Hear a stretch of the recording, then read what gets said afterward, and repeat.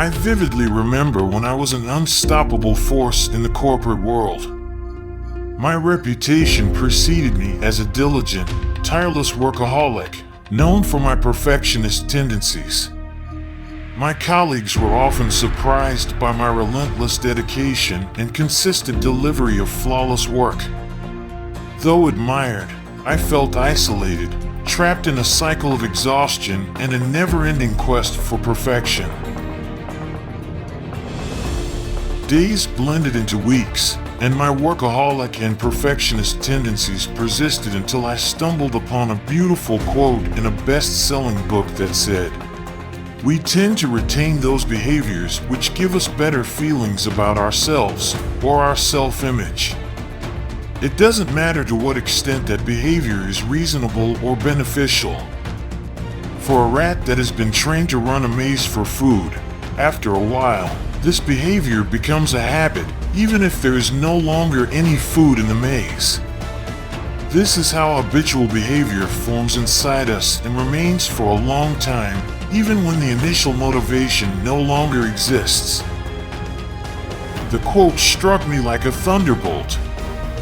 I began to realize that my work-centric life and perfectionist tendencies traced back to formative years in my childhood and young adulthood, where love seemed conditional on excellence, perfection, and hard work.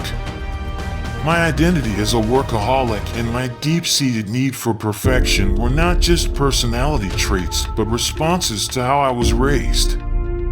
That realization was both enlightening and unsettling. Tears welled up in my eyes, not from sadness alone, but from relief. I understood that the drive that fueled my success was also burning me out. Determined to change, I embarked on a journey of self-compassion. I started setting boundaries at work, allowing myself to take breaks and understand that making mistakes is human. I embraced hobbies I had once abandoned, letting creativity bloom in imperfection. Yoga and journaling became rituals of introspection, leading me further down the path of healing.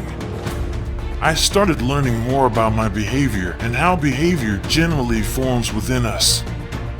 I discovered that great psychologists like Alfred Adler, Skinner, Albert Bandura, and many others have proven that our behavior is often initially shaped by external factors or motivations from the environment, family, or friends. Yet, even after those motivations disappear, we tend to retain that behavior as a habit, especially when it reinforces our self-image or self-esteem. There's a direct relationship between our interests and abilities. We enjoy doing what we do well and avoid tasks we believe we cannot do well. We continue doing the things that provide a better feeling, even if they are nonsensical or damaging to other aspects of our life.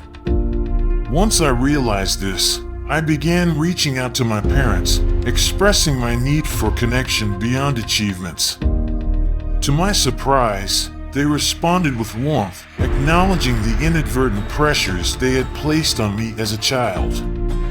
Over time, I transformed from a relentless perfectionist into a balanced individual who valued effort over flawlessness and love over validation.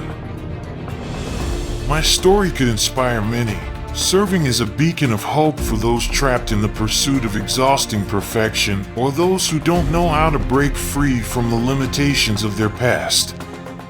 It is time to challenge our habitual behaviors and identify the behavioral patterns that no longer serve us in our life. By doing so, we can break free from the constraints of our past and cultivate a life that is more authentic, fulfilling, and true to ourselves.